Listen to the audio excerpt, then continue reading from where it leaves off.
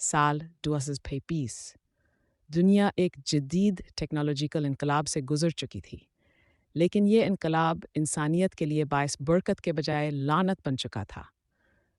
मस्नूई ज़हानत का आलमी निज़ाम, जिसे न्यूरॉनिक्स कहा जाता था, अब दुनिया के तमाम कामों पर काबिज़ हो चुका था।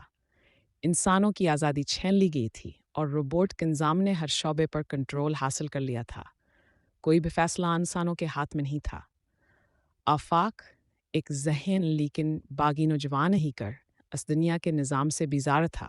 वह रत की तारीकी में बैठा अक्सर खुद से सवाल करता, क्या हम सिर्फ मशीनों के ग़ुलाम बनने के लिए पैदा हुए हैं? इसका दिल चाहता था कि वो इस निज़ाम को तोड़े, लेकिन न्यूरॉनिक्स की ताकत के आगे वो बेबस था। एक रात जब आफाक अपनी कंप्यूटर स्क्रीन पर मसरूफ़ था, अचानक उसकी स्क्रीन पर एक पुरअसरार कोड नमूदार हुआ।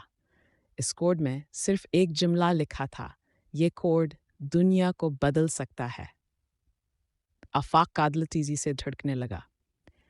क्या यह किसी की मदद की पुकार थी, यानी न्यूरॉनिक्स की कोई चाल? आफाक ने कोड का तज्जिया करना शुरू किया। इसने देखा कि यही कोड न्यूरॉनिक्स के मरकज़ी निज़ाम को नाकारह बना सकता है। लेकिन जिसे हयास ने काम आगे बढ़ाया, इसे महसूस हुआ कि न्यूरॉनिक्स को असकी सरमियों का इल्म हो गया है। अगले दिन एक अजीब व गरीब ड्रोनास के घर के बाहर मंडलाता दिखाई दिया। असी रात आफाक को एक खफिया पैगाम मिला। यह पैगाम एक नाम अलूम तंजीम की तरफ से था, जिसका नाम लिबर्टी नेटवर्क था। उन्होंने कहा, हम जानते हैं कि तुम्हारे पास वो कोड है जो न्यूरॉनिक्स को ख़त्म कर सकता है। हम तुम्हारी मदद करेंगे, लेकिन तुम्हें हम पर भरोसा करना होगा। आफाक के जहन में कई सवालात उठे। क्या यह तंजीम वाकई यास की मदद करेगी, या वह अभी अपने फ़ायदे के लिए काम कर रही है? लेकिन उसके पास ज़्यादा हुकत नहीं था। न्यूरॉनिक्स की ताकतवर एजेंसियाँ बास के ताक़ब में थीं। आफाक को लिबर्टी नेटवर्क के एक खफिया ठिकाने पर ले जाया गया, जहाँ से बताया गया कि हास कोड को मुकम्मल करने के लिए इसे न्यूरॉनिक्स के हेडक्वार्टर में दाखिल होना होगा। लेकिन यह हमशनान तहाई ख़तरनाक था। न्यूरॉनिक्स के हेडक्वार्टर को दुनिया के सबसे सख्त हिफाजती निज़ाम के ज़रिए महफूज किया गया था, जहाँ एक गलत कदम उसकी ज़िंदगी को ख़तरे में डाल सकता था। आफाक ने फ़ैसला किया कि ही ख़तरा मोल लेगा। लिबर्टी नेटवर्क ने इसे एक खफिया मंसूबा दिया। वो हेडक्वार्टर के अंदर दाखिल हो गया, जहाँ हर जगह रोबोट गार्ड्स और कैमरे नस्बत थे। आफाक को एक खफिया दरवाजे से नीचे ज़मीन लीब में जाना था, जहाँ न्यूरॉनिक्स का मरकज़ी सर्वर मौजूद था। लेकिन जैसे ही वो सर्वर के करीब पहुंचा, उसने एक हैरान किन इंकशाफ किया। लिबर्टी नेटवर्क के कुछ लोग भी न्यूरॉनिक्स के साथ काम कर रहे थे।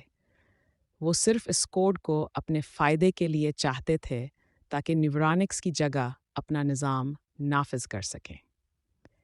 आफाक की सांसें रक गईं। उसके पास दो रास्ते थे, या तो वह कोड को मुकम्मल करे और न्यूरॉनिक्स को ख़त्म कर दे, या इस तंजीम के इरादों को बेनकाब करे। लेकिन अगर उसने कुछ भी गलत किया, तो दुनिया हमेशा के लिए रोबोट की ग़ुलाम बन जाएगी। एक आखिरी लम्हे में आफाक ने कोड को तब्दील किया।